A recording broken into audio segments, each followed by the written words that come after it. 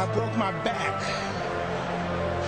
What do you mean by that? My back is broken. What do you mean, calm it down? It's a fight. Referees telling two fighters who want to fight to calm it down. He should calm down. I saw he's like a clown in his show, man. He's not your guy. Because Tyson Fury's back, and all you motherfuckers are under attack. Look, Eddie Hearn can say all what he likes. Who gives a shit what Eddie Hearn says? It's garbage. Are you off your tits? Have you been smoking something? Can you let me retire and be happy? Please? Just please. Bombs away from the Bronx Bomber! Wanda! Let's go, baby! Let's go! I'm through. They put somebody else up and give me an interview. What are you talking about? What are you talking about? You never give me a fair shake. HBO needs to fire you. You don't know shit about boxing. You ain't shit. You're not shit. I wish I was 50 years younger and I'd kick your ass. I got drunk, man. Are you kidding? No, you won the fight. OMG. I am so excited. Any of you radio personalities think you want smoke? Call me Mr. Chimney. I want smoke. Yes. What is up? MCR family. Another daily edition of the show live on YouTube and also a podcast from iTunes, Spotify, iHeartRadio, etc. Smash the like button, share the show, and give a 5-star review on iTunes. Obviously, I'm Matt, the Hipster Hunter, joined today, as usual, as always, by the Mr. Illustrious himself, Mr. Robbie Hearns himself, second cousin twice removed of Eddie. And obviously, I'm actually kind of upset about this show. You know why, Rob? Why's that? Because the last show we did, I went on this huge rant about, hey, no more AJ shit, no more Wilder shit till a press release. And technically speaking, I'm going back on my word here, guys. I am.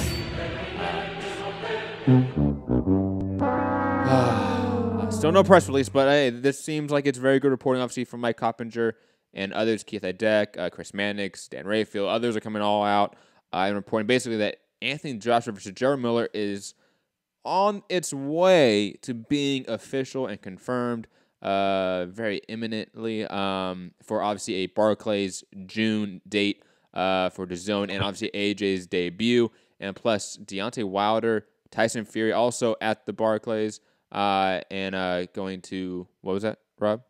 MSG for Joshua. Sorry, MSG. My bad. Slip of the tongue. Wilder Fury 2 also sort of being on the fast path to be confirmed by Mike Coppinger as well. Plus all the news and all the other stuff we have to get to today. Rob, let me jump over to you. How you feeling, man? Having a good day? Yeah. Good day. So Joshua Miller, American debut. Now, I don't know if this soundbite's going to work, right? It's a bit quiet, maybe. Let me try. But, Joshua Miller. That turns me on. That really makes me horny. No, that was the perfect volume there. Little clip from Cousin Eddie. Wait, did you preface that soundbite with AJ Miller makes me, right? Is that what you, how you led it into? Okay. Yeah, I'm pleased with it. Okay, just interesting now because you are sort of switching your tune. Just saying. No, I mean I would have been happy with White as well. But you've been happier with White. I would have been happy with the White fight as well. I'd have been, but I don't know, something now, with it being the American debut, I don't know, something a little extra to it, I think. So I'm kind of coming around to it more and more excited about it. Well, let's get into it, Rob, because like you said, you kind of switching your tune. I'm gonna get into that a little bit. Let's have a little fun debate today. I feel it, If you want. I want smoke. Yes.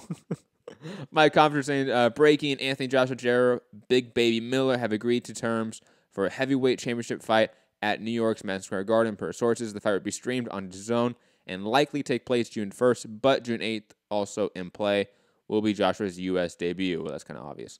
I will say this. None of the reporting since this initial reporting is countering this. I will say that. However, Dan Rayfield did come out, I want to say maybe like an hour or two later, and said, despite a report, I like how he said a report. Oh, I'm going to get into it. Dan's so messy. Oh, I love it. Despite a report citing unnamed sources, Joshua versus Miller is not done yet. Per Eddie Hearn, nothing is formally decided in relation to AJ's next fight. When it is, you will hear directly from the team. Oh, God, I love it. Hold on. Emotional. Why you emotional? I gotta say this. Rob. God, Dan's so messy, right? Because first off, Mike Coppinger, Keith Idec, I feel like everyone nowadays at that, like the people that break news, right? Those 4 or 5 people that break news, so to speak, they all sort of self-report. Like Chris Mannix, for example, Keith Idec, they've all been very complimentary of Mike Coppinger and vice versa, always adding each other and referencing, hey, this is the person that broke it first, so to speak. And Dan's out here playing fucking like, I don't know, like a little hissy fit. And I don't know if I just love it because of the pettiness, or I think it's just so corny that I actually just want to clown him. But, I love it. And I know this is a complete side subject. It's not about AJ Miller, but I just want to quickly make fun of Dan Rayfield because it's needed here. Yeah, I mean, I want to know who, when Dan cites his sources, is it barbecue, those kind of sources? Because he never gives out his sources. You know, he's not going to say via, you know, Joe Blogs from Joshua's camp or, you know, whoever from Miller's camp. He's, you know what I mean? He's not going to give up names like that. So him saying like, you know, unnamed sources, like, do we believe unnamed sources? I don't know. But yeah, Dan Rayfield, you know, whatever. Sorry you didn't get the scoop. It's okay, Dan. It's okay, man. Like, I don't know why you have to be so bitter about it. Maybe because Mike Coppinger came at you like maybe a week or 2 ago. Remember that, Rob? I don't know if you saw that. Mike threw some shots.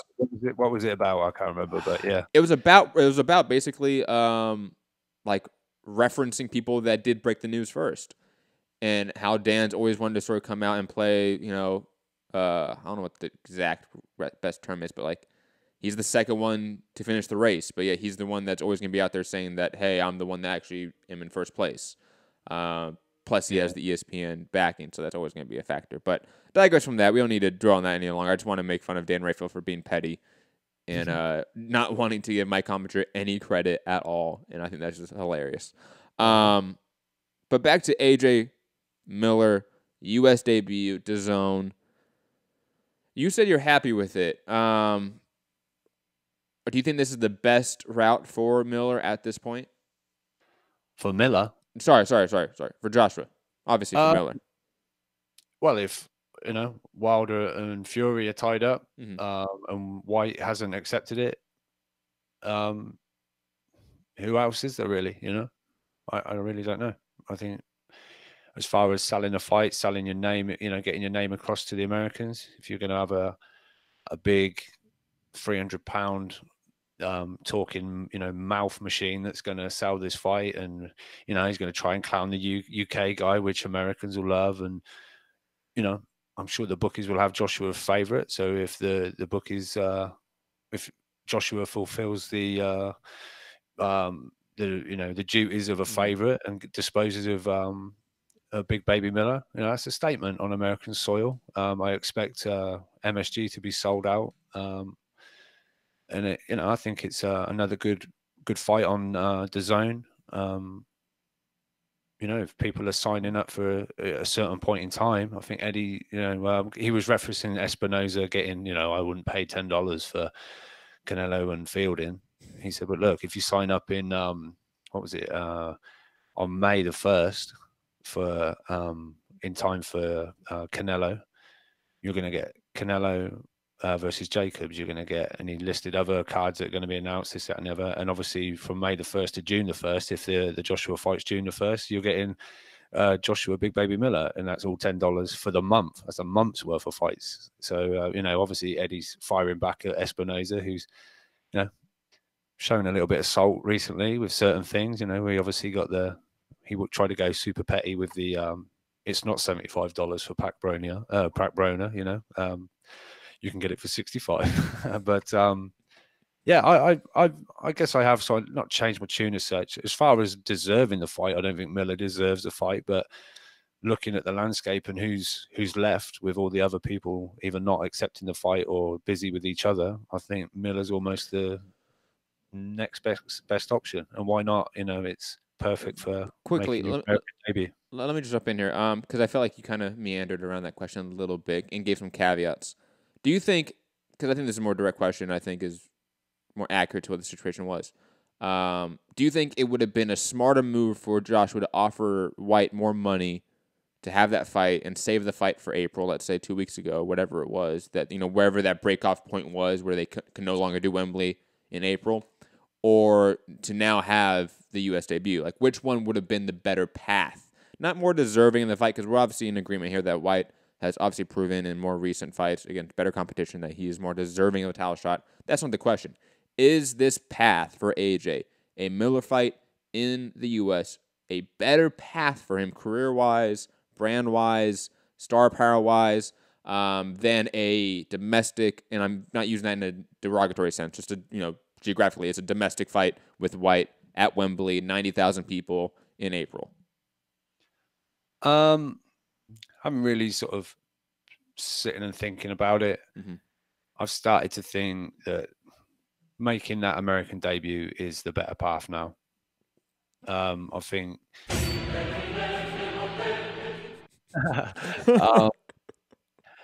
No, I guess career-wise, I mean, look, when it was talk of Dillian White and this, that, and the other, there was plenty of people saying, "Oh, we've seen that fight already."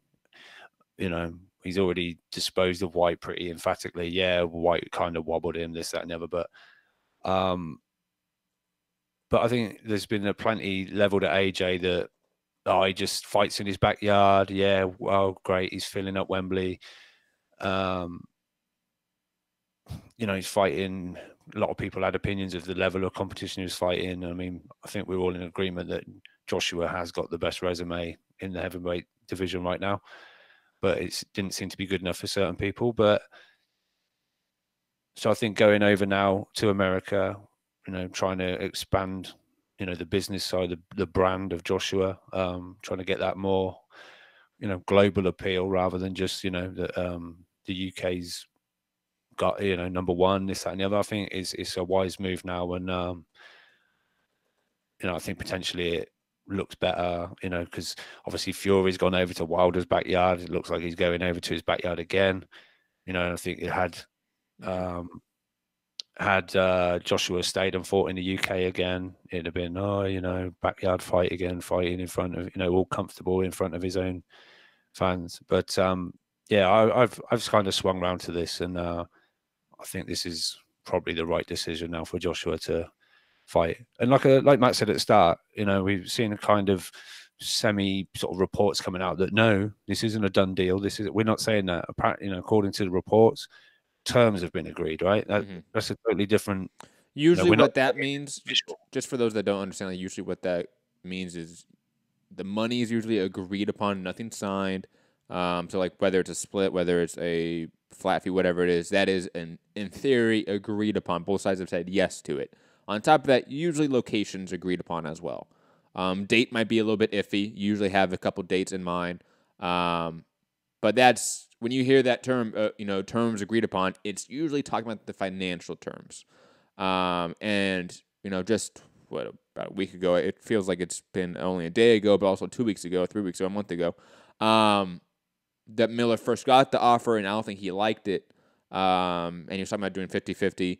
I always thought that was just kind of bullshit. I don't think Miller was being 100% honest about that. But to sort of go back to your point in my question, sort of answer my own question, I agree with you in a lot of ways. I do believe that the Miller, hey, I know, right? Once in a while that happens. Even though I think you are completely changing your tune 180, just saying. It's allowed. It is allowed. No, I may make fun of you for that, but people change their opinion, especially about this industry and this field. I mean, it's not like we're talking about, I don't know, social politics and, racism. We're talking about, hey, like, should this fight happen? You can definitely change your opinion on that as the wind blows, let's be honest.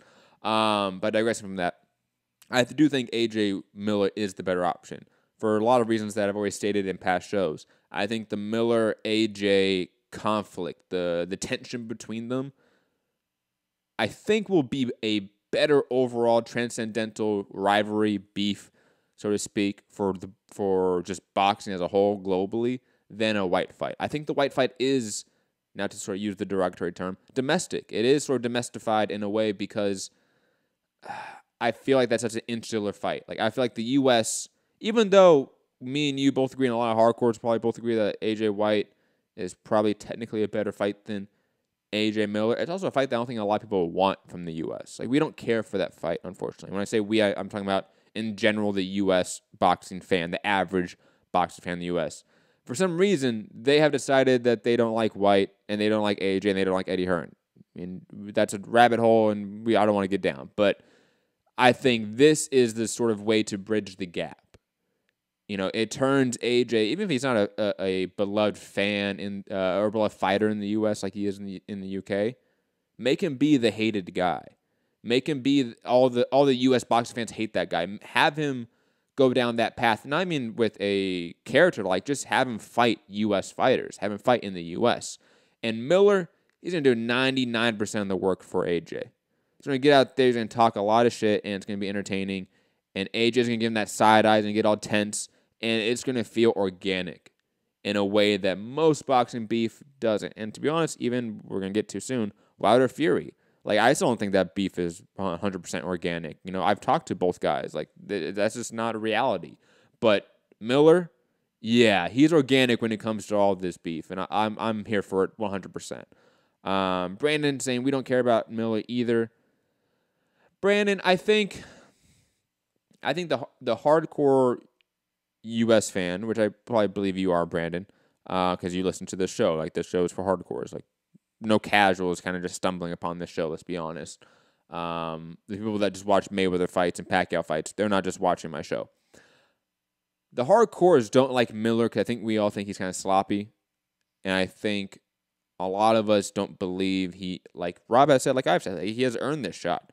He's beaten, actually, consecutively worse competition in his last fights. So I understand the backlash from U.S. hardcore fans, but casuals, when I guarantee you, Brandon, and you may disagree with this, Brandon, but I guarantee you that first press conference we have with A.J. Miller, that will be on First Take, that will be on ESPN Sports Center, that will be on Fox Sports. That's going to be everywhere. It will go viral. I guarantee it. And you can't supplant that in terms of prize fighting. Like, if you have a natural matchup that's going to lead to, trending moments, transcendental moments potentially, you have to strike where the iron's hot. And I think the iron's hot right now, even though Miller has not earned it. Rob, any thoughts? Any last thoughts on Miller, AJ, or you ready to go to the next topic? Yeah, I mean, I really think we'll see, like you say, almost like a natural beat. Even though I think Miller does it for effect, I don't think there's this deep down beef / like hatred for Joshua. I think he's going to do what it takes, and I think he will be able to rattle Joshua to a point. I think Joshua always tries to keep the humble, kind of respectful thing going. It's one of those things. But I think Miller, he's brought up Joshua's mum. He's brought, taken out on dates and stuff like that. I think he'll go down that route. He'll do what it takes to try and bring out something in Joshua. And I think it'd be good for almost it, because we've seen it. I don't know if like some in the America have, blah, blah, blah. It's it'd be good to see that side of Joshua, because I think, I think there's a certain difference between UK and American sort of whether it like bravado or attitudes. There's very much in America, there's the fast talking, real sort of shit talking, brash sort of louder arrogance, whereas Joshua's more like a humble. A lot of British fighters are more, unless it's real tension and real beef, you don't really see that side from British fighters too much, and it's just deal with things differently. But I think we'll see to a point that Joshua does get a little bit out of his comfort zone or whatever with this one, and maybe see a little bit more of what some would say is the real Joshua. Try and take down that sort of public perception of the good boy of the good boy of boxing, the respectful, humble champion. This is a journey. I've still got so much to learn. It's like, look, you're the A side. Like the you've got a target. polished, persona brand that is AJ. Yeah, like almost like the Sugar Ray Leonard type. Mm-hmm. Yep. Poster boy sort of thing. So I think we'll see a slight little drop. The veil will drop, and we'll see a bit more of the bad boy of Joshua. I think if Miller can push those buttons. But yeah, I'm excited. And I'm quietly confident that I can be in attendance for Mixed Combat Radio. Something going on in the back, so and yeah, definitely want to finalize that and make sure that's happening. And then there'll be another fight happening over there at that time as well. So I'll cover that one. Yeah, I think the whole AJ polished cookie cutter corporate persona is exactly as it's stated in those words, cookie cutter persona, like corporatized in a lot of ways, and it's gotten him to the position he is in, obviously. Similar to Sugar Ray Leonard, I think, not from a real competitive standpoint. Maybe this is more akin to maybe one of like Mayorga's fights, like Fernando Vargas or something like that, or Oscar De La Hoya, somebody of that nature. This is going to be a fight where we see that poster boy have to get out of that element. We've seen it. We saw Sugar Ray Leonard and Roberto Duran won. Roberto Duran, I think, he slapped Sugar Ray Leonard's wife's her ass, right? Like that, he did something of that nature. Yeah, I think Mayorga did the same thing to Shane Mosley's wife. I think we're going to see sort of that happen. Not necessarily that exact situation, but we're going to see that, and we're going to see the usual good guy, the usual Mr. Clean, not Axel Mr. Clean, and that I think is going to be captivating. I'm not saying that from it's bad that's going to happen. No, that's going to be awesome. That's going to be entertainment. Whenever we see the hero act a little bit more anti-hero, put into comic books, movies, whatever sort of reference you want to do, we love that. Like, fans of entertainment love that. So that I think fundamentally is why we get this Miller fight. Brandon in the chat, I sort of already answered him saying this, but I want to sort of say it to the show and the audience, people listening. He brought up that Luis Ortiz would be a more respected U.S. debut fight, and I think that's absolutely true, for the hardcores at least. But let's be honest, a Ortiz AJ fight does 4,000 to 5,000 less tickets. It does 6-figure numbers less subscribers or watchers on DAZN. Like, it does significant less numbers than a Miller fight, in my perception. And not only that, it's the advertising for DAZN. It's the advertising for the AJ fight. Like I said, AJ and Miller, every moment they're together is going to be plastered all over sports media. That's not really the same with an Ortiz fight, unfortunately. And that's no discredit to Ortiz as a fighter, but it is just a reality of prize fighting, unfortunately. But Rob, any last thoughts, or we want to move on? Yeah, no, I agree. I think we sort of saw it when they came face to face. AJ was, firing a bit, shut the fuck up, you bitch, and things like that. And then there was a woman next to him, and he was like, I'm really sorry about my language. So still doing the British respectful thing, or we're ladies present, and then Big Baby must have said something, and he was like, shut the fuck up. It's like, uh-oh. But yeah, Matt, I don't know if you seeing on Skype, someone's waiting to accept the invitation. Standing 8 count. So just bringing that to your attention. I know. Yeah, standing 8 count. I saw you call in a little bit later in the show. I'll sort of tell you guys when we're going to open up phone lines, something like that. We want to get through some topics first before we go to callers. Again, cool. 323-870-4051 is the domestic line. If you're international, Skype, Mixed Combat Radio. If not that, also email mixcombatradio@gmail.com to get a free international permanent call and link. Unrivaled Boxing Talking News saying, am I allowed to call in again today? Of course you're allowed to call in. You're not allowed to call in twice in one show usually unless I say so, but yeah, but you can call in, of course. McGregor, like, why wouldn't you be allowed to? Did I say something yesterday on the show where you didn't do a show yesterday? Well, you know what I mean. Like the last day we did the show, I didn't say like, hey, like you're not allowed to call in anymore, did I? I mean, I know I smoked some good stuff here and there, but come on, I would have remembered that. I don't take Rob CBD. That shit's the hard stuff. But digressing. All right. Yeah, next one.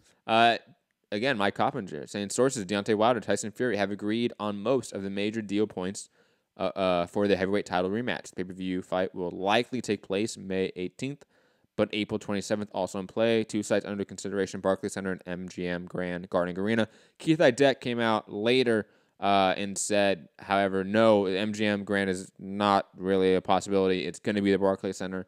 So, yeah, ladies and gentlemen, we have basically the two top guys or top fights of the division all basically set in stone, it seems. I'm happy.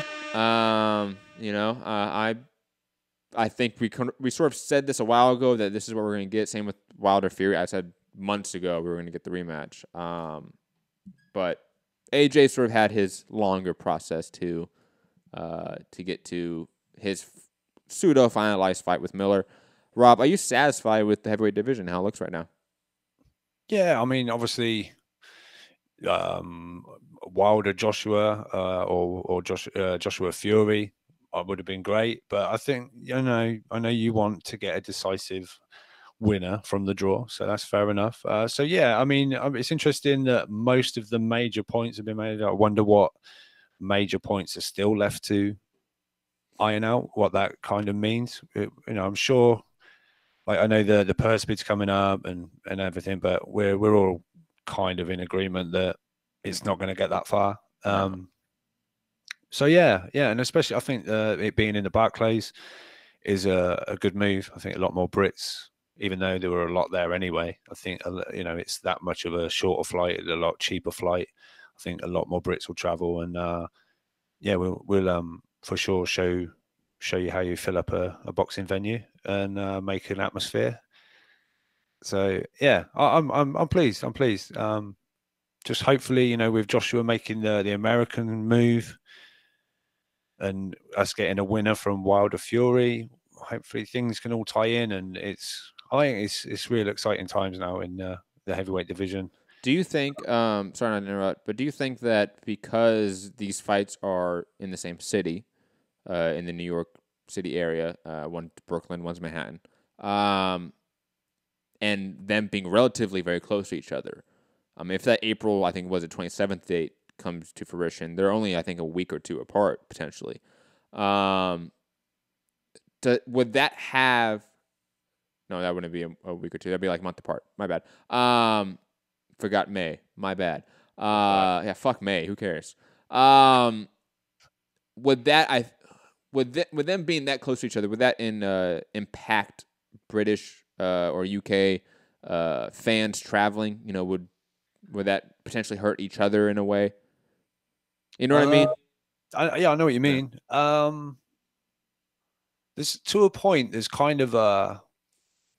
Or is it different fan bases? That's what I was going to say. I think there's a kind of a split a little bit, but obviously when Fury went over, I think whether you were Team Fury or Team Joshua, you were there just to support. You wanted because it was versus Wilder, basically. Is an American. I don't even have to narrow it down to Wilder. It was against an American. So it doesn't matter who our guy is, if he's fighting in America, fighting abroad, or whatever. We rooting for our guy, right? I noticed earlier, like bringing up the Miller thing. He's not necessarily, America's choice, but he's going to be fighting Joshua, which makes me think the US would be completely behind Miller. But to me, it doesn't sort of scream out at me like that. It's not the case. It's not a case of, oh, he's our guy. I think some of the Americans don't see him as your number one guy. Well, also, I mean, let's be honest here. Like Fury and AG are drastically, exponentially bigger stars than Miller. Miller is a very low-level name, but I think just because of the combination with AJ is going to actually catch some fire. But Miller on his own is relatively a non-commodity. Let's be honest here. Oh, for sure. You know what I mean? But I didn't want to get back to Joshua Miller too much, but I was just. Well, it's all connected. Let's be honest. Yeah. So but yeah, I think it's good that it's getting done. I think Fury's kind of thrown that out there, you know, contacting Eddie. I think he's kind of used that as also like a bargaining, you know, like some kind of negotiation tool. You know, I'm speaking to Eddie. Obviously, Eddie can't help himself out in the media. He's like, you know, I've been talking to Fury. You know, if he wants 60-40, he can do it. You know, blah blah blah. So, you know, Wilder's team almost like, oh shit, we don't want to lose the Wilder fight. Use the Fury fight. Perhaps we offer him that little bit more or whatever. So I think to a point, Tyson Fury's been in a great position throughout this whole thing off the back of that performance in the draw. He's almost been like A-side in it, right? So well, he's had leverage. I don't want to say it's the A-side, but he's had leverage. Yeah, that's what I mean. He's been in some kind of driving position. Let's circle back to the question, because you kind of went off on a tangent and started ranting about something I have no idea what you're ranting about. Will we see any sort of decline in maybe UK attendance to either fight due to them being in the same city and relatively very close to each other? Yes or no? You know, you never really answered it. I just want to get your take on it. No, yeah, okay. No, I don't think so. In my opinion, I don't think so, because I think there is a kind of a split. You're either Team Fury or Joshua. So yeah, I think which one will have more UK fans at? Because one's before the other. Like Wilder Fury, I think, is the lesser fight for the UK fan potentially, or maybe not. I don't know. Like honestly, like Wilder. I think because Wilder and Fury have had that fight already. I think there's more around that. Whereas Joshua and Miller have kind of got to promote this one from scratch, right? So, but this has already got built-in storyline. It already had the Fury comeback thing, and now we've seen him doing the GQ shoot, and he looks like he's lost even more weight, right? And the story's kind of already inbuilt, and it's like this, you know, it's gone to a draw. Now we're going 12 rounds again to see if we can get a winner. Whereas Joshua, like I say, and Miller have kind of got to sell this first fight in some regard. So I think, and as well, it's looking like Wilder and Fury are first. Yep, but similar to, like, not exactly in terms of like the level of the fights we're talking about, but Mayweather McGregor was, you know, scheduled 2 or 3 weeks before Canelo Triple G the first fight. I do think that did affect pay-per-view buys in some capacity. You know, sorry, I was going to say, obviously the only difference being is it's not pay-per-view for the Joshua fight in America. So, but that might hurt it in a way because it is DAZN. You know what I mean? Like, it is on a smaller platform. If this was an ESPN fight or a Fox fight or a CBS fight or even a Showtime fight in a way, I think it would register maybe potentially different. Not saying DAZN's not going to put a bunch of money behind it. They're not going to do the media tour, and that won't have an effect because it will. And obviously, 2 or 3 months from now, these opinions will change. But right now, like, them being on DAZN is a hindrance, not so much of a benefit, in my opinion. Yeah, I mean, there are rumors now circulating that DAZN are now, I don't know if it's like 100,000 or 200,000, but they're not far off hitting 1 million paid subscribers now. That's the kind of rumor going around now. And obviously, before Joshua, there's going to be on May the 4th, we're going to get Canelo Jacobs, which I expect there'll be an upturn again in subscribers. So yeah, I just wish we heard these numbers so we could kind of gauge it a little more. But the fact that it's not pay-per-view, it's $10 for the month. You know, it's a smaller reach at the moment, but it's also a nicer price for people to consider. Like, oh yeah, I'll catch that. Especially that now the Joshua fight is going to be a prime time in America. Well, well, not necessarily. That's not necessarily the case because it's another $10. Like, you know what I mean? Like, it's not like the Joshua fights were free before. Like, Joshua fights were on Showtime, and that Showtime is what, like $11.99. Like, it's only like $1 more. You know, to act like, oh, it's cheaper. No, it's the same price. It's almost exactly the same price, except now people that have Showtime now have to buy DAZN. And on top of that, you have to know what DAZN is. You have to know how it runs. You have to know how to use apps and computers. And I do understand like that is speaking to is an older generation we're talking about. But boxing in the U.S. is to an older generation still, predominantly speaking.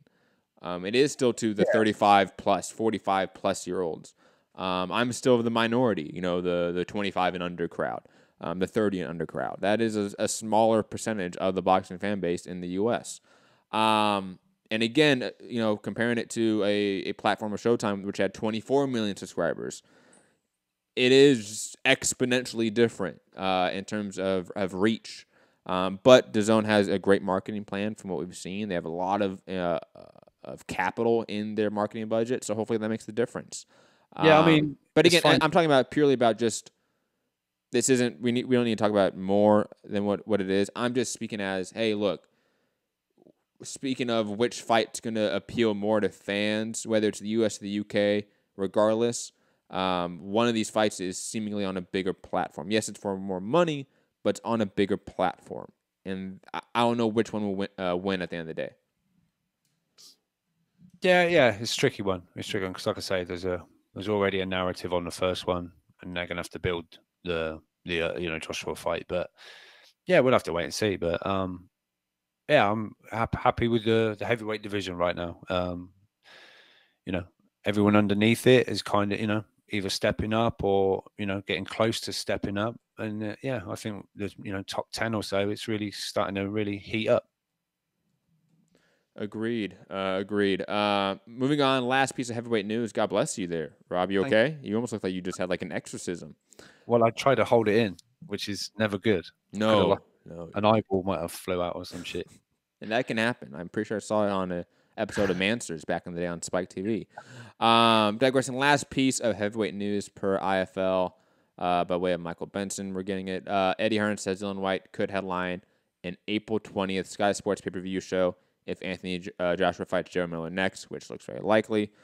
This pay-per-view might then include Terrence Crawford versus Amir Khan happening later that night. Rob, your sort of thoughts about this? I'm not going to get into how I think they're going to manage a fight in UK primetime and US primetime and make it on the same pay-per-view telecast, because they're going to be hours apart from each other. And what are you going to use? What are you going to fill that dead time with? God knows. But Dillian Whyte headlining pay-per-view show April 20th. I believe that is not the day of Wembley, so that date's just completely off the map now, right? This is the thing. There's like the narrative that Whyte wanted a longer training camp because the Wembley date was too soon. This proposed date for Dillian Whyte to fight on is a week later. So, I don't know. It's like 1 week difference. Well, the Dillian Whyte move could just be like, hey, we're not going to put Dillian Whyte at Wembley. Like, we're just not going to. There's no reason. Like, we just eat the money, whatever that site, the cost is on holding down a date. I would assume it's not much in the grand scheme of things, obviously. And they're saying let's put Whyte in the O2 and some other location that's more fair to his drawing power. Let's be honest. But a little bit of conspiracy. Hey, Eddie Hearn has been saying for about a week now that he has a new heavyweight signing, international, not U.S., not U.K. Obviously, this coincides around the same time that Klitschko is starting to be more active on social media, and the Klitschko rumors are around. Rob, I'll do it again. Whyte Klitschko, April 20th, O2, London. Could Steve Bunce be right? Oh, my God, Steve Bunce is right. And we were right the whole time. Oh, my God. That'd be great. Yeah, we never really came out and shit on it. I think we reported that they've played it down. Oh, yeah, we definitely reported that. Like, Klitschko has played it down. Everyone's played it down. But Mike Coppinger has come out, and like other people have come out saying, like, DAZN has been interested in Klitschko, etc. And obviously Eddie is connected with DAZN in some capacity. So, Rob, back to you. White Klitschko, 0-2 London, April 20th. I still doubt that. I don't think. I know. I'm sorry. Then who are we getting? Who are we getting then? What's a realistic name? I think Povetkin's the more realistic one of the lot. Oh God, no! I'm sorry. No, I don't want that. Why? I think that'll be the one. Do you think Povetkin's the international signing?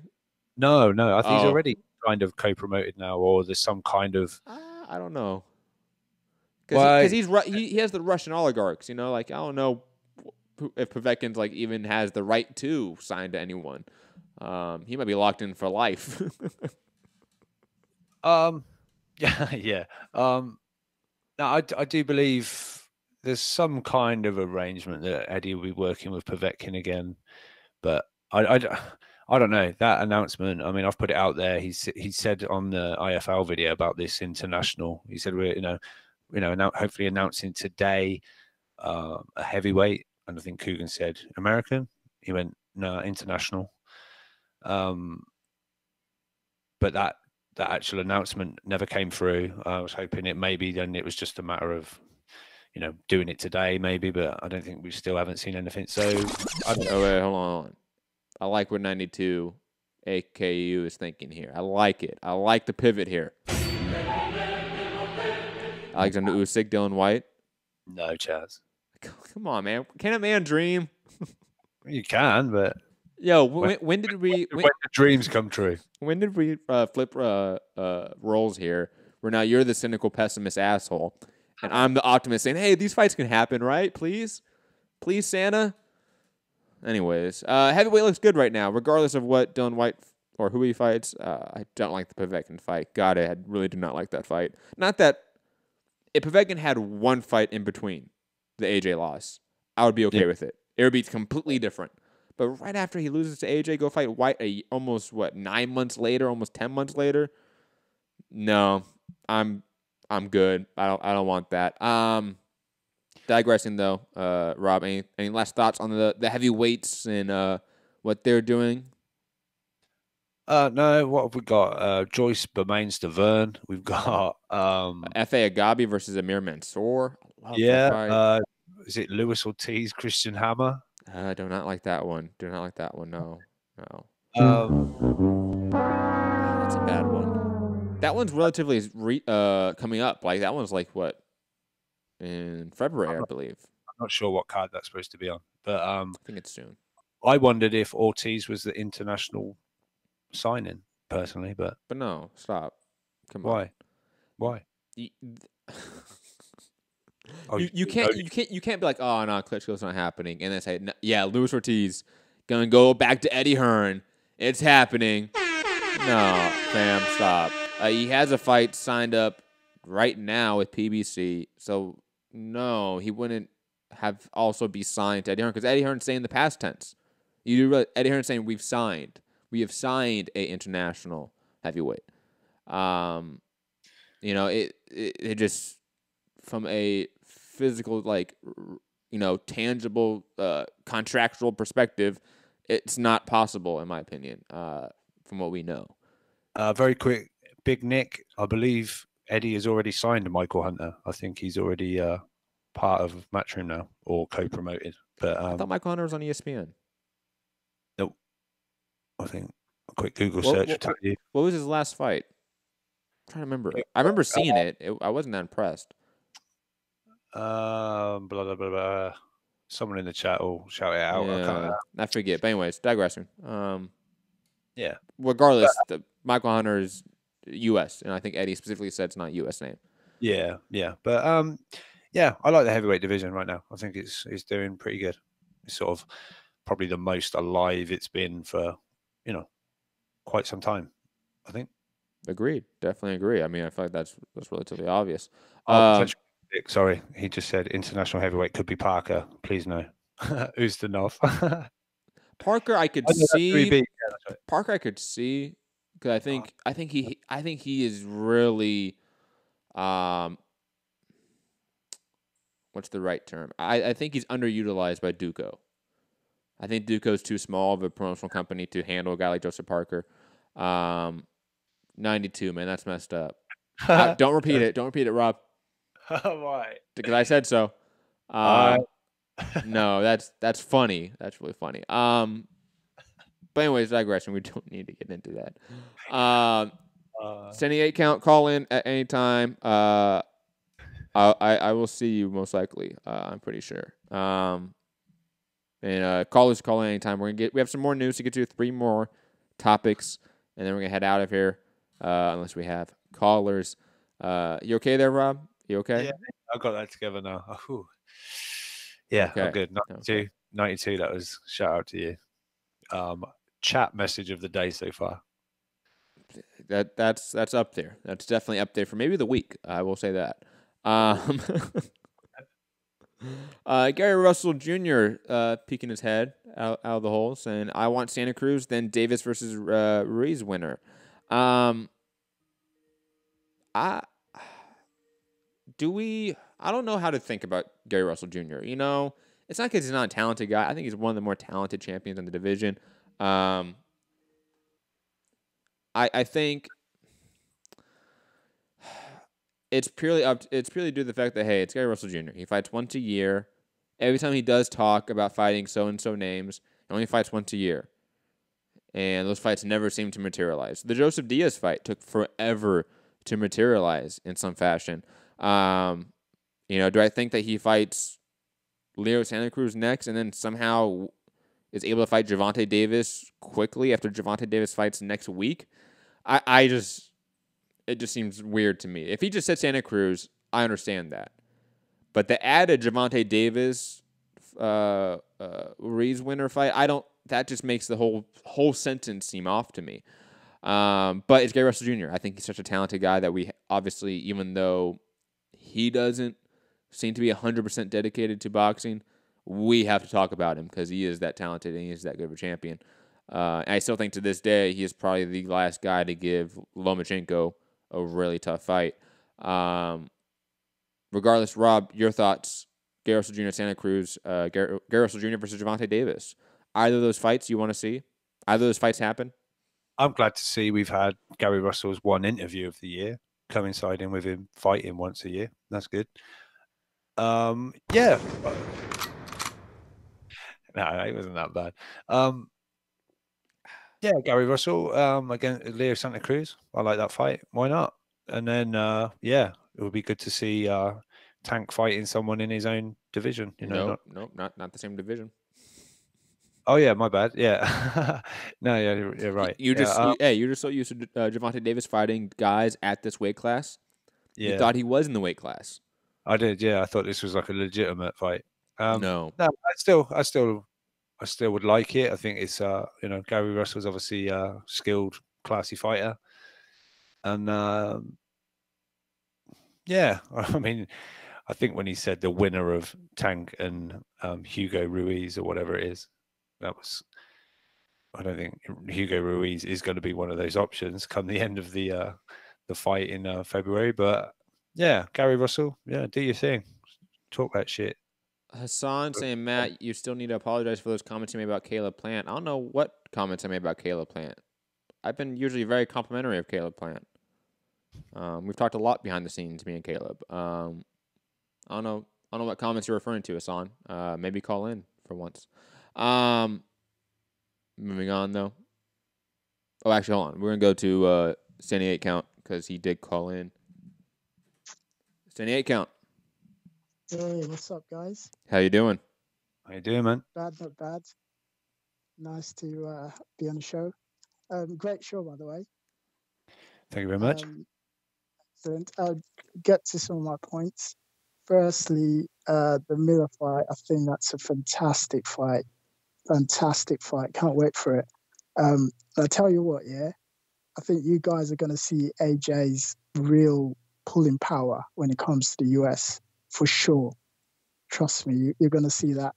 In terms of the build-up to the fight, I reckon Miller being such a trash talker, I think that's really gonna create something, because obviously he's already got under AJ's skin. I think that's going to really drive it forward big time. But yeah, that's what I think about that. In terms of how the fight plays out, I reckon if AJ can't sort of like stop him with his like punching power, I think it's going to be a long night for AJ, big time. And I think that's what's going to make that fight really exciting. The fact that Miller keeps coming forward, he's got a big engine, and we don't really know how well it takes. He's going to be able to take a shot. If that guy takes a shot, I'm telling you, it's going to be an exciting fight. So that's what I'm looking forward to. Then in terms of Miller, I think Eddie's already been doing some groundwork, because Miller came to the UK and it was on that show, Soccer AM. Robbie, you probably know about it. Yes, mate. Yeah. Yeah, exactly. And that's like primetime TV on in the UK on Sky. And it was on there, it was like kicking football and all that stuff. So people are already getting to know him. So Eddie's a smart guy. He's been doing his work from time. So trust me, I think this fight's going to happen. And I'm definitely looking forward to it. Then what else was I going to talk about? Let's see. So are you guys still there? Yes, we're here.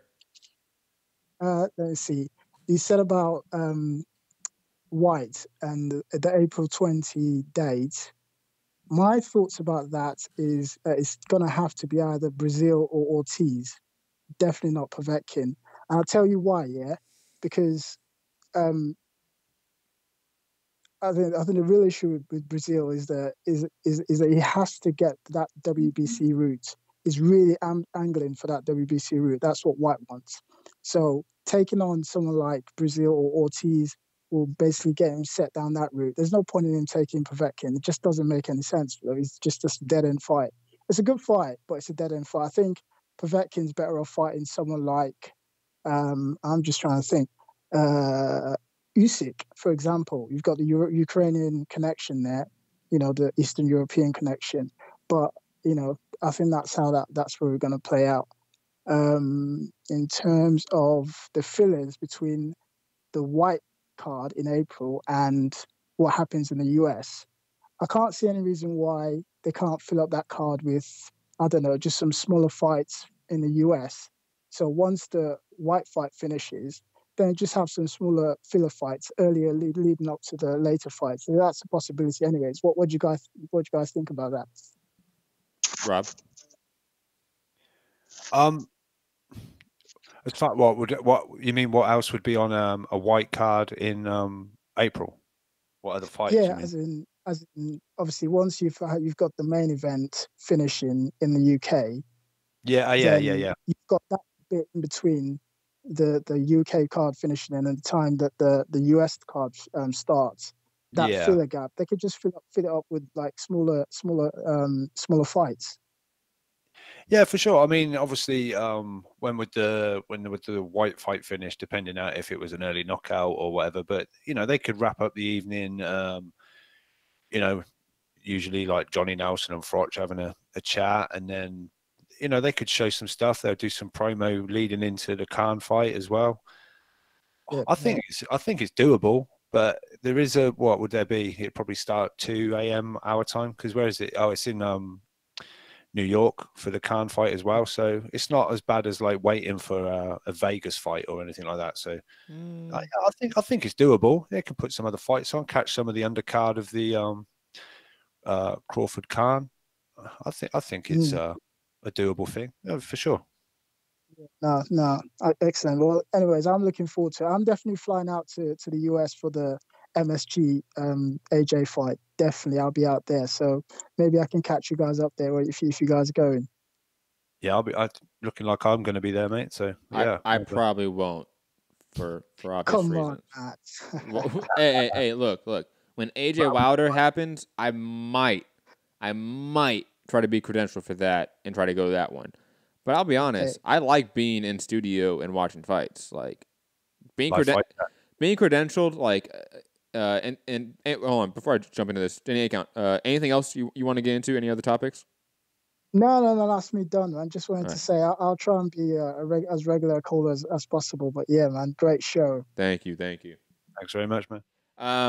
I'll just say this about like being credentialed for fights, and Rob's gonna find out when he first goes.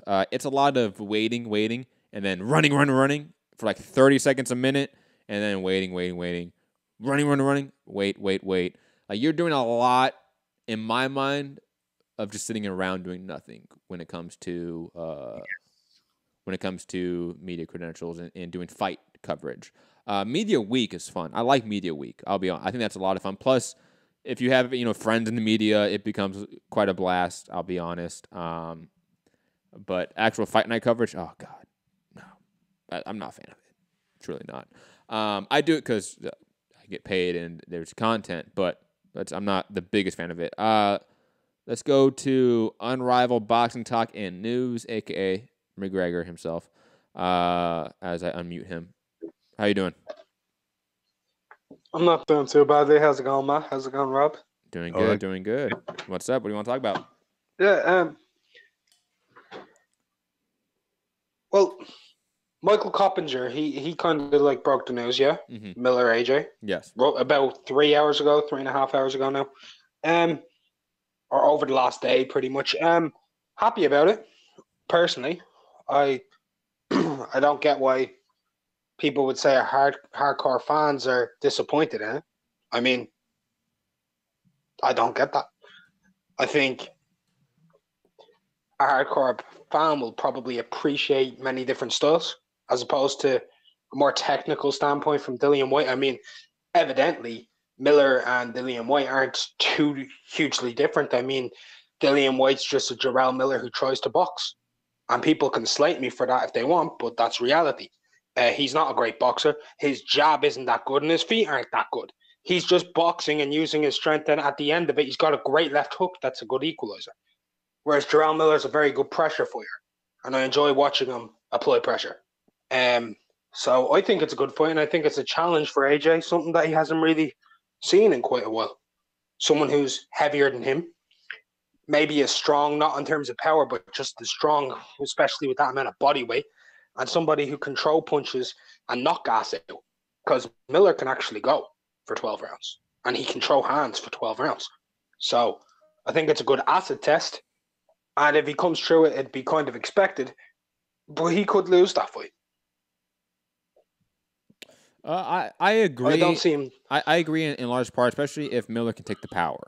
Like that's gonna be the determining factor. Because if Miller can take the power, his style is an issue for a lot of people in the heavyweight division. Because, like you said, his volume, his combination work, his aggressive pressure, that's unique for the heavyweight division at this time.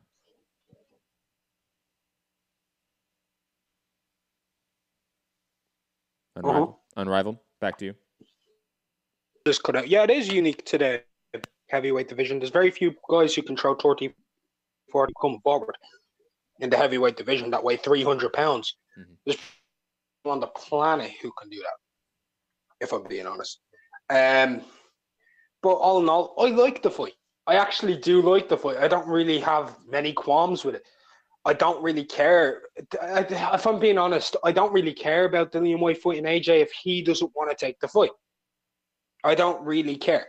But if Jarrell Miller takes that fight, then my opinion of Jarrell Miller goes up a bit because he's doing something that Whyte won't do, and probably for less money. Definitely for less money. So he's willing to go for the strap. If he's taking the chance, at least he's giving it a go. Dillian Whyte's caring more about the money, so leave Dillian Whyte to do his own. Dominic Brazil, which is my own thing, and going after the Wilder path. But all in all, yeah, it's just one of those things, isn't it? It's just part and parcel. Agreed. Definitely. What was the other part? Wilder Fury 2, yeah? Yep. Yeah. Barclays Center. Yeah. So, Barclays Center.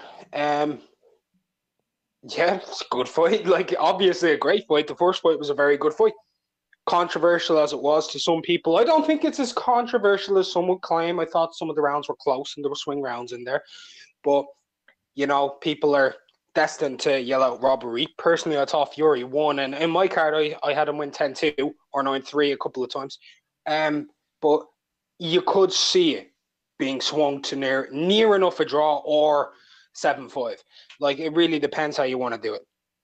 there was rounds in there where there was only one punch of a difference. You know what I mean? But this fight, I want to see Fury apply more pressure. I'd be happy to see it at the Barclays Center. I think that's nearly home field advantage for Fury. You know, home field advantage. Can't exactly go wrong with a guy in New York being from England and Ireland. Massive population in New York of UK and Irish people and Scottish people as well. So he'll have people out in force there. So I'm happy to see that. Yeah, I'm actually just excited to hear all of this. The one thing I don't want to see is I don't want to see Alexander Povetkin against Dillian Whyte. I don't want to see that stupid fucking fight happen. Nobody cares about Povetkin anymore. He's not going to be a world champion ever again. Feed him to someone who, like, being honest, feed him to somebody who needs a really good win, like Usyk, a heavyweight. That's what I say.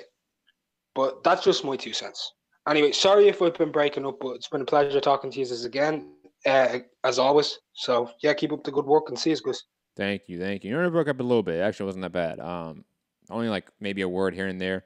But yeah, you were fine, really. Let's go to 917 and 336. I do see you on the line.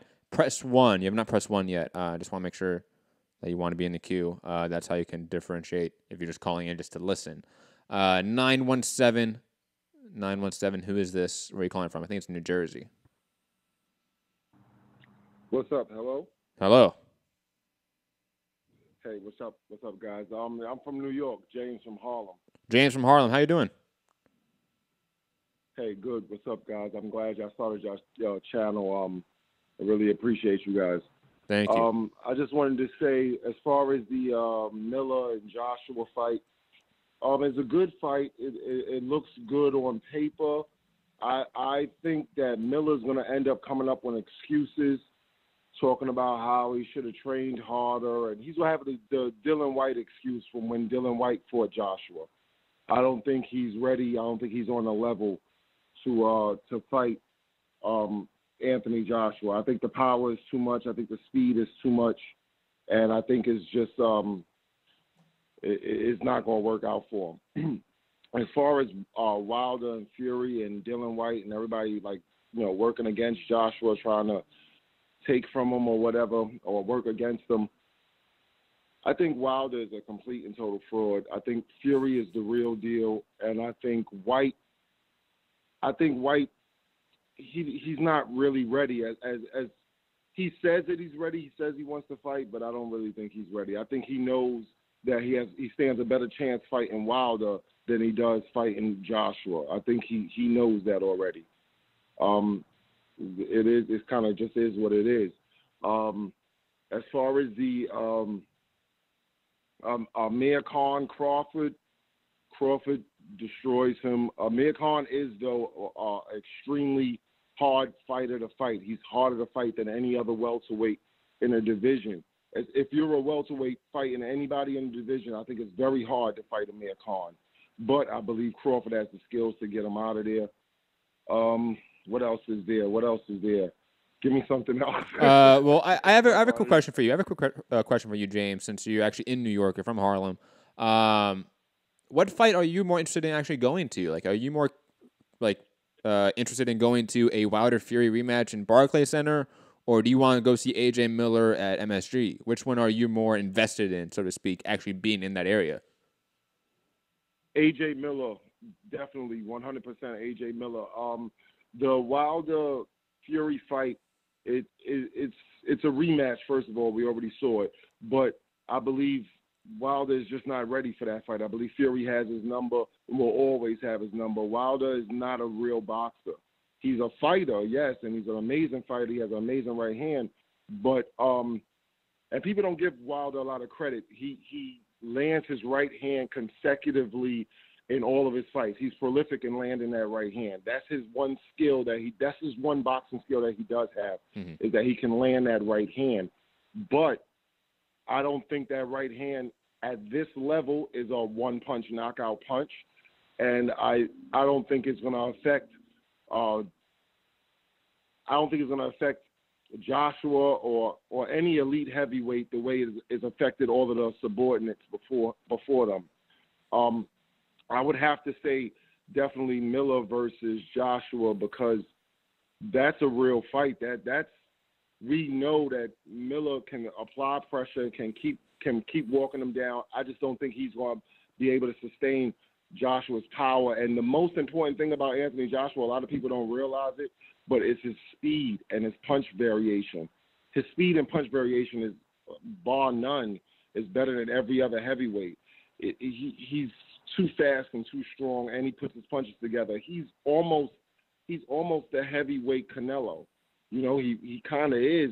He doesn't have the same fighting style, but when the punches hit you, is similar, you know? I agree with a lot of what you say. Quickly, another question for you, since again you're living in the area, from the area. What's the temperature like for Miller in the tri-state area? Like, is there actually like some ground support for a Big Baby in that area? There is. Jarrell Big Baby Miller, he gets our support. Because he's brash, because he's loud talking, because he's a huge guy. He walks forward. He's not scared. This is boxing, so we love a fighter that's not scared, that's willing to walk forward, mix it up, and take prisoners. And that's what he does. He does it very well. I just don't think at this level he can be effective with most of the heavyweights. When I first saw Jarrell Miller fight, I honestly thought in my head, man, this guy's going to die of a heart attack in the ring. You know, I don't think that much that way anymore, but I can't see him beating a seasoned, in shape, 250-pound, 6'5" man that has iron in both hands. I just don't see it. I think he's gonna, even in the sixth round against Gerald Washington. Gerald Washington opened up on him because Gerald Washington realized he was losing the fight, and when he opened up on him, he hurt Miller. If Gerald Washington can hurt Miller, AJ will destroy him, and that's just kind of how I see it. But it's a good move for AJ. It's also a good move for Miller as well, because that would promote his name and get him out there. But I don't see that as a winning fight for Miller. But I believe it's a better fight than the Fury-Wilder fight. I think Wilder loses that fight miserably. I have no more questions or anything like that for you. Do you have any other stuff you want to talk about? Yeah, I got one thing I want to say, and a lot of people don't speak about this, and they don't acknowledge it. But I believe it is the truth. I believe Deontay Wilder's entire boxing career, real serious boxing career, began April 29th, 2017. I believe when he saw Joshua beat Klitschko, I believe that's when he got serious about fighting. Before that, he was just playing games. He was fighting Warswick, for Christ's sake. The guy is, I don't know how anybody could be a Deontay Wilder fan. This guy is a complete and total fraud, man. I'm sorry. I'm not trying to be a biased AJ supporter or anything like that. I'm just looking at the sport as it is, straight up, clean and clear. This guy's walking around with Ali's belt, and he's a disgrace to that belt. He has done nothing for that belt or even for the sport. I can name maybe 10 fighters, maybe more than 10, might be up to 20 fighters that have unified or attempted to unify the belt in their division, and they were all champions after Deontay Wilder was a champion. Deontay Wilder has done nothing for this sport. I want him out of here. I want him gone, because he's just taking up space. He's a horrible fighter, and it's not just the boxing skills and stuff. It's his actual persona and personality as a fighter. This guy's just not doing anything. He's the Anthony Yard of the sport. This guy is terrible. Before Kell Brook fought Sean Porter and Triple G, that's what Kell Brook was. Kell Brook was just fighting people overseas, bum after bum, Kevin Bizier, and all of these guys. Deontay Wilder is just horrible. And I was a Deontay Wilder fan before I ever heard of Tyson Fury, before I ever heard of AJ. I was a Deontay Wilder fan. And I had to move away from him because it was garbage after garbage after garbage. Jesus Christ. I mean, I've never seen a fighter be so bad in their professional career, like in their actual career. He's fought nobody and done nothing. Filker got knocked out earlier than he knocked him out. Washington got knocked out earlier than he knocked him out. Like, Wilder's got to go, man. He needs to, like, give up his belt or something. Like, I see him to be complete and total disgrace to the sport. And walking around with Ali's belt? Oh, my God. I mean, come on, man. I don't know how you could support Deontay Wilder at this point. Now he's saying that he'll never fight Anthony Joshua? Largest payday in his entire career? I just don't get it. Like, this guy is terrible, man. Sorry. One thing I would say real quick, I want the kid to come back on. We got to talk about the kid, but I love the kid. I want him to come back on. He's allowed to call in. Hey, he's allowed to call in. He just doesn't call in. I hope he calls in, and we love the kid. Because this is your channel and the kid called in initially, we love the kid. He's kind of synonymous with your channel at this point. We love him. Let me think of something else real quick. Pacquiao, Keith Thurman. I don't know, man. I want to say Keith Thurman destroys Pacquiao, but no. Pacquiao is a very hard fighter to stand in front of. He's too certain. He fights in different angles. He will give almost anybody in the welterweight division a problem. If you put him in front of Errol Spence, this is what Mikey Garcia sees in the Errol Spence's flaws. He fights on the line all the time. He doesn't know how to fight off the line. Manny Pacquiao is one of the best off-the-line fighters in the entire sport next to Lomachenko. I see him having a whole bunch of problems with Manny Pacquiao. People are supporting, I know the LGPC and all these clowns, they're supporting nothing but black fighters. I support boxing. I'm a black man. I'm a black American. I would like to support all of the black fighters, but that's not how it works. You support boxing. You support fighters who's actually good and who's not. Matt Korobov exposed Jamal Charlo. Harrison exposed Jamel Charlo. They look like Deontay Wilder carbon copies, running in trying to land a 1-2 big punch, and that's all they have. That's not boxing.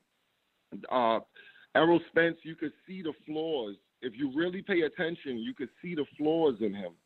Lamar Peterson even brought out some of those flaws, even though he fought with the wrong fight style. He was just kind of stupid the way he fought. But you could still see the flaws. I believe Mikey is going to be able to expose Errol Spence a lot. Even if he doesn't win the fight, he's going to be able to expose him. And that's what Errol Spence and his team doesn't realize, is that they're going to get exposed in this fight because they don't have the overall boxing skill that it really takes to beat elite fighters. Kell Brook was winning that fight, the whole fight, until the last few rounds where the toll, got taken out of him. It took a toll on him, the pressure that Errol Spence put on. I don't believe in Errol Spence. I don't believe in Josecito Lopez. I didn't like that fight. I didn't like what I saw in that fight. Keith Thurman is a certified puncher. For you to take every single punch he throws, flush, and not go down, not waver, not shake. He went down one time, but for you to not waver, not shake in the later rounds, I don't like the fact that you're Snack and Victor Conti and all that. I don't like that. I don't like what I saw there. I think something shaky is going on there. And I believe Keith Thurman does fight off the line, and he might be able to match Manny Pacquiao's speed and agility, and he might be able to get to him. But I think I don't know. I don't know what Manny Pacquiao, he could beat a lot of them. I don't think he beats Sean Porter. I think styles make fights. I don't think he beats Sean Porter, but I think he beats a lot of them, a lot of the top 147 pounders.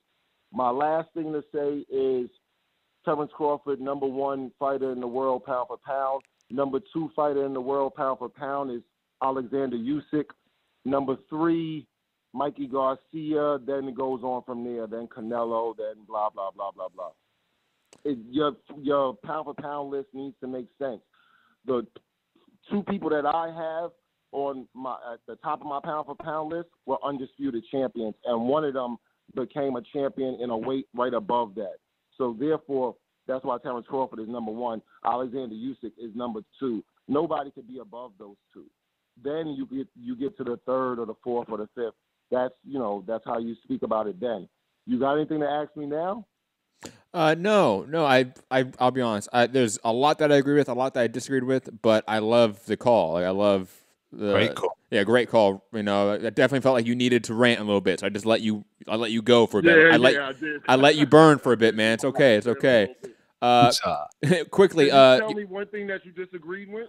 I don't think Wilder is as bad for the sport as you may state. I think there's a lot of benefit for Wilder in the sport. I'll be honest. Do I agree with some of your technical analysis of Wilder? Absolutely. I think you nailed a lot of the technical analysis, especially with like Mikey and Earl. Like, I thought you made a great point about that. Just little stuff. And again, like it's a disagreement about a fighter's personality. Like that's nothing that we really need to fight about in my mind. But like little stuff like that. All right, fair enough. I'm just really like disgusted when people put in people like Errol Spence on the pound for pound list, or Jamal Charlo on the pound for pound list. Like, how could you possibly do that? No, and also people are talking about like Luis Ortiz as though he's like some elite, amazing fighter. I think he's a very good fighter, and I think skill-wise he is somewhat elite. But you got to remember, he fought Dave Allen, he fought Brian Jennings, and then he fought for a title and he lost. It's like, what did he do in his career to be some amazing guy? As it stands, they was calling him the boogeyman of division. As it stands right now, today, the boogeyman of the heavyweight division is either Anthony Joshua or Dylan White. It's one of the two. Tyson Fury. But it's one of the two. It can't be anyone else because everyone else is food. Like, Tyson Fury is not food. I shouldn't say that. Tyson Fury is not food. Tyson Fury is an amazing fighter. I got a lot of respect for Tyson Fury. But he is beatable. And I believe AJ has the skills to beat him. And I think Dylan White might be able to touch him. But, like, Wilder? Please. Like, there's like 7 or 8 fighters trying to fight Wilder right now. And he won't fight any of them. Wilder, why has it been 14 months and he hasn't fought Brazil? I mean, Jesus Christ, this guy is. I'm upset. I do have to rant a little bit. I'm upset that people are giving so much credit to Wilder when he's done nothing in his entire career. He fought Luis Ortiz and he lost to Tyson Fury, and we all know he lost. I gave him the 2nd round, I gave him the 9th round, and I gave him the 12th round. That's it. He lost that fight clearly. There's like. I don't see how you could even. I don't get it. I really don't. Like Wilder, he's been exposed, and then now he's like backpedaling and doesn't want to fight. Remember, one face, one name, all of that garbage. It doesn't exist right now, and now and he won't even fight Joshua. We're looking to see if the WBC can well not legally, but possibly place Anthony Joshua as a mandatory for Wilder. That sounds crazy. I thought it sounded crazy when I first heard it. But they said that they've done it for Kovalev and Stevenson, and they did it for Triple G and Canelo.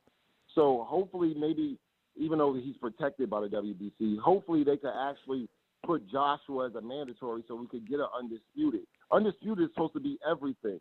That's supposed to be the whole reason why you showed up. And Wilder's playing all kind of games. And I think he loses to Fury. The in-shape Fury destroys Wilder and might just knock him out. How the hell do you knock down Fury and supposedly knock him out in the 12th round, and he gets up and rocks you a minute later, 30 seconds later? I don't see it from Wilder. I really don't. That's my call, guys. Thanks for letting me rant and rave. Of course. And get the kid back on. Actually, he's on the line. Don't worry. Your call brought him back. Okay, perfect. But quickly, I want to get your name again. John, right? Your name's John. James. Sorry. James from Harlem. I just want to let you know that you are definitely a hit in the chat. Everyone's liking your call. Just want to say appreciate you calling in. Please call in again because that was fun. That was a rant. And I hey, as somebody that does rant a lot on this show, shut up, Rob. Didn't even speak. But you made a face. I saw the face. I can appreciate another guy ranting as well, if not maybe better than I can. That was a really good rant. Again, may not agree with it all, but that was a fucking great rant. Going out to 336. I believe this is Hassan. I could be wrong. I feel like I'm wrong, but then again, I feel like I'm right. I don't know. 336. Is this Hassan, and am I right? Oh, hold on. Sorry. Come on. There you go. No, you're wrong, guy. I'm a new caller, so. God damn it. Well, hey, new caller. Who are you and where are you coming from? I followed you guys when you had your show on the when you had I think you had like the UK day on the other show. Yep. I won't mention any names, but name redacted. Yep. So I would. What's your name, by the way? To hear you, but I'm Brandon from North Carolina. Brandon, what's up? What do you want to talk about? Man, you got he ran. He wanted to rant so much, I forgot some of the stuff I was going to say. But I'm just going to pick up where he left off with the Wilder thing. Listen, Wilder is a fraud, man. I've been to Alabama. I've seen him. I've been to his camp. I've seen him. This guy is a fraud. I'm telling you. Did they say he's like the toughest, the hardest hitter? Let me tell you the reason why he punches. His hits are good. First of all, if you see him in person, his fingers are like 20 inches long. And he has that freaking metal shit in his fingers from all the surgeries he's had. And he's got long arms. And just look at the way that he draws up to do his punches. He draws back. What other boxer comes back like that to swing like that?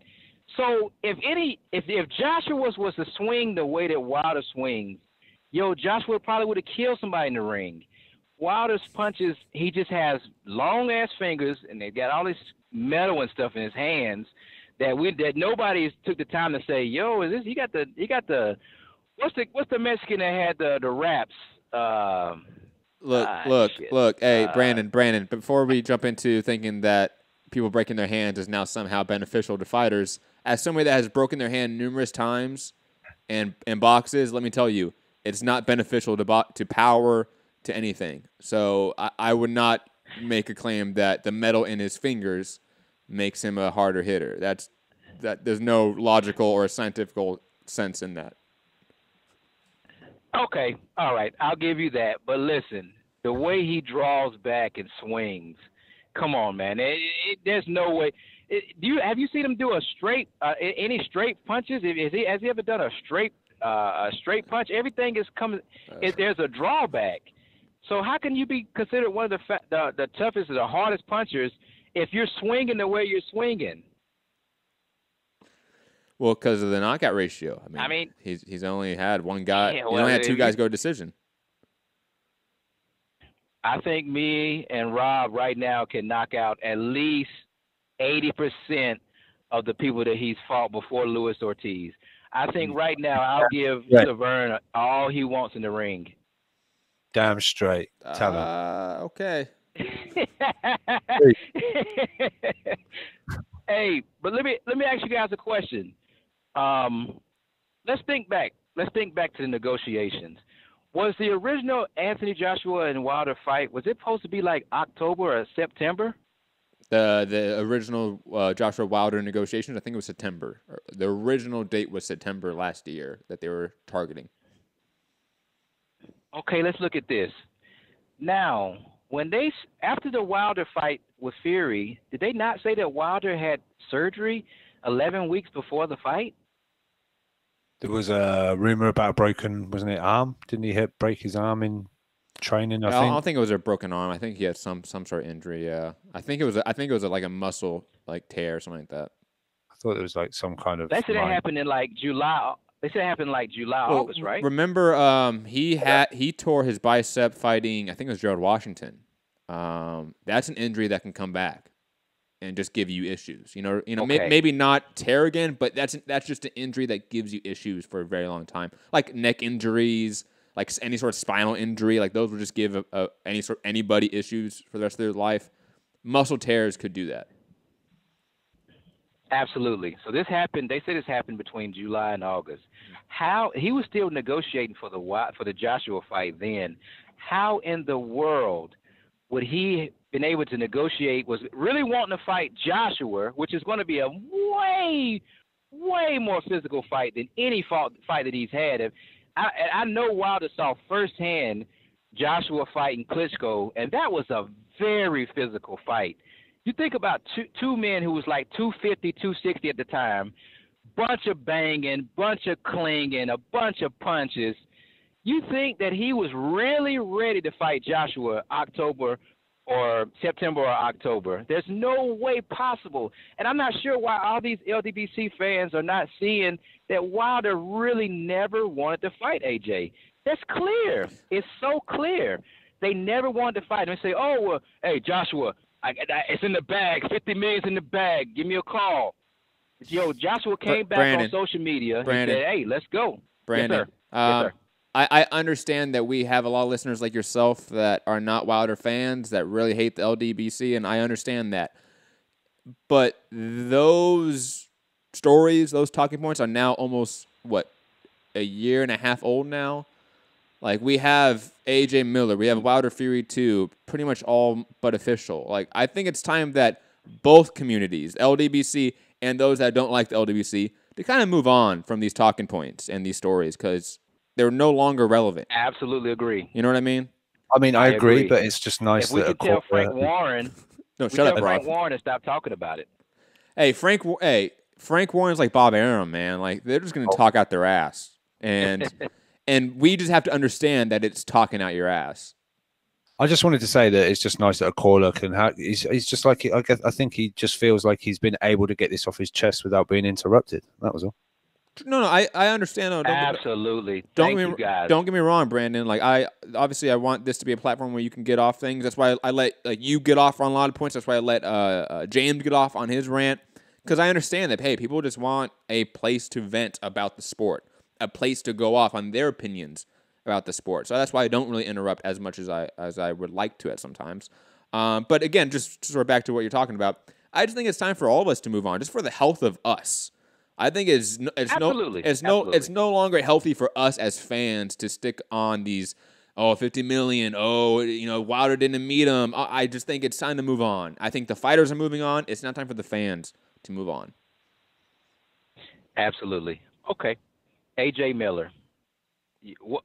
I know you. A lot of fans are saying. I know a lot of people are saying, okay, Miller throws a lot of punches and bunches. But at what time has Miller fought someone who could actually bang and who could actually hit? Yeah, you can throw a bunch of punches, but if you got Duhaupas hitting you back, I mean, yes, you can throw 80 punches around. I don't think that he's going to be able to throw that many punches because, first of all, AJ has a longer reach that he's not going to be just throwing a bunch of punches because he's going to have to get in. So he's going to have to take a lot of heat to get in. So I just think that anybody who thinks that Miller. Oh, Brandon. No. They were saying Brandon, Triple G had a bunch of. Brandon, quickly. You cut out. You're now back. I forget where you left off, but sort of repeat maybe some of the last sentences you just said. Oh, God, my bad. What was the last thing you got? I forget. Rob, do you remember? No, it was like full flow, and then like cut out and took me by surprise. But yeah, at what point? But I think you were saying Miller, against AJ. How basically, I think you were getting at that Miller's style, his entire fighting sort of character, in a sense, has been defined by subpar competition. And therefore, how do we think that he will now be this threat to AJ? I think we don't know that. I think in a lot of ways, this fight has a lot of question marks. Miller has a lot of question marks around him. We're going to find a lot about Miller in this fight, more than AJ potentially. We're going to find a lot more about Miller in this matchup. And that's also, I think, Brandon, why most people, even if they think this is a good fight, if they're in favor of this matchup, also are probably in the consensus of, hey, AJ is going to win this one at some point. This is a fight about getting AJ to a certain point. In terms of star power, in terms of branding, whatever it is. This is about getting AJ to a different stratosphere in those capacities. I think Miller is really serving that purpose more so than from an actual technical, competitive standpoint.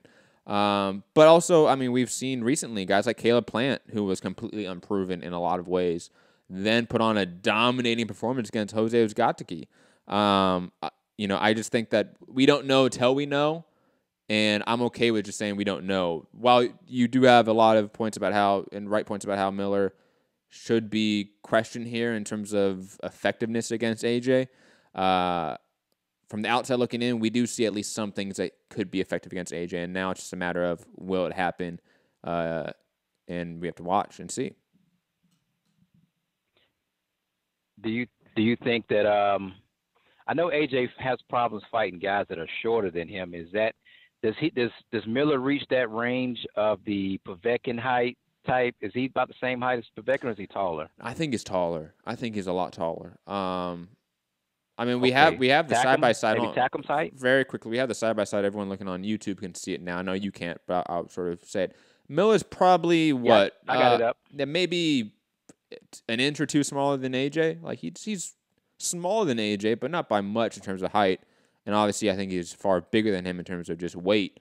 In terms of they've got him down as 6'4". I don't know if that will play as much of a factor. Like Tackham gave him issues, Parker gave him some issues just due to the height. Miller had trouble getting his jab adjusted. I don't know if that would be the case with Miller, to be honest. I don't know yet. Like I said, a lot of question marks. Well, I think on that picture he's standing on his tippy toes just a little bit on that one too. I remember that. I remember the actual the time it happened. He was saying I was a little bit on my tippy toes. But yeah, so you think he's taller than Tackham? So you think that height could give him a little bit of issues with the range, things like that? Potentially, yeah. But I don't know yet. I don't know if that's going to be the determining factor as why AJ struggles with the range. It may be the pressure. It may be the volume of Miller. It may be that Miller's close enough and landing or throwing enough volume, throwing enough combinations that Joshua can't fully extend on that jab, can't fully extend and get his distance properly. That is probably more of what could happen, more so than the height playing the major factor. I don't know, because I feel yeah. Fights that Joshua's maybe supposedly struggled in, apparently a little bit of trouble with Povetkin early on. He was the shorter guy. We had Takam that was getting under Joshua, even kind of come up with the head and the busted nose. That was a shorter guy against Joshua. And relatively, even though he kind of controlled the whole fight, Joshua couldn't get Parker out of there, and he was quite the shorter guy to Joshua. So maybe the shorter guys, they find their way in a little bit easier, or they... Joshua hasn't quite been able to adjust early on in fights against these smaller guys. But if Big Baby's that little bit taller than these other guys, maybe that is, sort of a happier place for Joshua to be against that slightly taller guy. But like we said, I think the moment comes and Joshua lands a big shot and Jerome Miller still stood in front of him. That's going to be the test, I think, and it will make it a fun fight. Brandon, anything else? Come forward, punchers. Brandon, you're cutting in and out. I do apologize. We're going to have to move on. Thank you for the call, Brandon. Again, call back in. We really appreciate it. We just do have more callers to get to. And we're running out of time. 732 AKA Free Fights. Yes. How you doing? Yo. Yo. Yo. Yo. Yo, yo. Yo. Yo. All right. Can you hear me? Yes. All right. Because this thing is cutting out. I can't hear people. But anyway, when that guy was saying Anthony Joshua has trouble against short people, do you know Vladimir Klitschko was 6'6", and Anthony Joshua is 6'6"? So get your casual boxing fan ass out of here. Did you Second kiss question. your mother with that mouth? Anthony Joshua. Yeah. Anthony Joshua is ducking Wilder and Fury. I don't care y'all saying, oh, it's money, your contracts are mandatories. I don't care, you UK fanboys. Fury and Wilder are all about legacy, and he got more money than them both combined. And look it up. And don't look at Wikipedia because it's fake, because I know that's what your white boy does. And also, Anthony Joshua. I'm not racist because I'm trash talking Anthony Joshua when he's black. Anthony Joshua drinks 30 bajillion waters a day, and he's still thirsty to run away from Wilder and Fury. And also, I'm black, but y'all say white boys can't fight. Adrian has only lost to white people. Adrian Broner is undefeated against white people. I mean, he's only lost to white people. Adrian Broner is undefeated against black people. 3 fights. Very quick. Wait, hold on. Why do we care? What? Why do we care? Okay. Second, you are a hardcore boxing fan, right? Yes, obviously. Why do you think this is a special day for boxing history? Because it's 4 years and 3 days since Wilder won the WBC title. More like a week. Actually, it's not. It's more like it's more like almost, I don't know. But first of all, because Black History Month started today, and 64% of people in boxing that are boxers are black. All right, yeah, it's a special day for boxing. So stop being casual. Stop being a casual boxing fan. You could By the way, hold on, Rob. We're not going to allow him to call anymore. No. Listen, I got a question. 3 fights. No, is it you true? I heard. You can ask me questions. I'm not bringing him back in. Oh, come on, he's got to answer this. I heard he lost. No, like this kid. I'm so, like, hey, 3 fights. You really need to go read a book, man. Like, stay in school. Like, do your homework, please. You need to stop hanging out with whoever you're hanging out with. Find some new friends and straighten up. Just being honest. I was just going to give you some advice because I heard he lost his little amateur fight there, and before that he was doing a live video eating pizza and everything, saying, "Oh, I don't even need to go to the gym and train for this." And then I heard he lost. I'm just saying. Like that kid's going to have a very rude awakening to the world at some point, and it's not going to be this show. I don't have the energy to yell at a kid and tell him how he is very ignorant. I don't have the mood for that. I'm good. This platform is a platform I've created. It's not one for him. You can go on his own channel, eat pizza, and talk to the 2 people that are from that name redacted channel. It's just weird to me. Digressing though, Rob, that's actually it. We have no more calls. We did have one more caller, but he jumped off because of that call, in my opinion. So yeah, we're moving out of here. Rob, final thoughts. I'm kind of disappointed, but it's all right. Why are you disappointed? I don't know. Come on. We could guide him. No, we can't. No, we can't. No, we can't. It's all right. He's not my kid. Like, I have to worry about guiding my kid. You have to worry about guiding your kids. I can't worry about guiding this 11-year-old, man. Get off YouTube, fam. Like, get off YouTube. Honestly. Matt, we are the world. I believe children are the future. Come on. They are the future. But 11-year-old, there's a reason 11-year-olds don't run the world. You know, it's... You've got one running it fucking now. What are you talking about? No, that is very true. That is definitely true. But yeah, final thought. Joshua Miller, New York. Yeah, I like it. I like it. Kind of was split. You know, thought the big Wembley thing again. You know, massive spectacle in in the boxing world when the big lights, Wembley always looks amazing. But I think this is the right path for Joshua now. Go and make a splash in America. Going forward. And Wilder Fury 2. It seems just a matter of time before we're waiting on that announcement as well. I guess stay tuned and we'll find out maybe soon who this new heavyweight that Ed is signing. Other news, I guess, will come in and we'll be back with whatever as and when. But thanks for everybody tuning in. Looks like some decent numbers on the show. Hit that thumbs up, share the show. 5-star reviews on iTunes. Check us out on Spotify. Yeah, we're coming. We're doing our thing slowly but surely. We're bringing you all that lovely boxing talk. And shout out to everyone who managed to get it all off their chest today without being shouted over, called certain farmyard animals and that kind of thing. It's all good. You found your new home. And again, I know I'm getting a very little backlash. Most people are in agreement with me, but some people are like, hey, Matt, you should have let the kids stay on so you can teach them stuff. No, that's what school is for, man. That's why when you call in and say like, oh, I didn't do my homework, it's like, fam, like you're calling in to YouTube shows, trying to start a YouTube channel, and you're not doing your homework. Go do your homework, man. Go read a book. Come on, gain some knowledge outside of conspiracy theory videos on YouTube, please, for the love of God, Yeah. Stop watching ego boxing.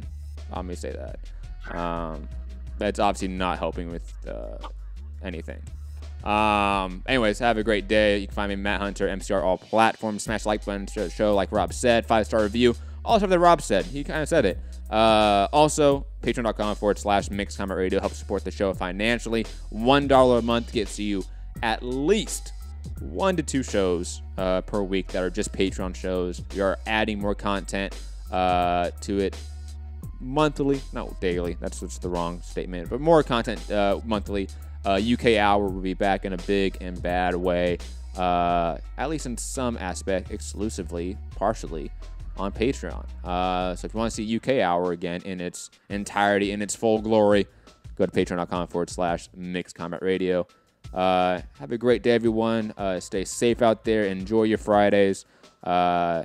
Peace.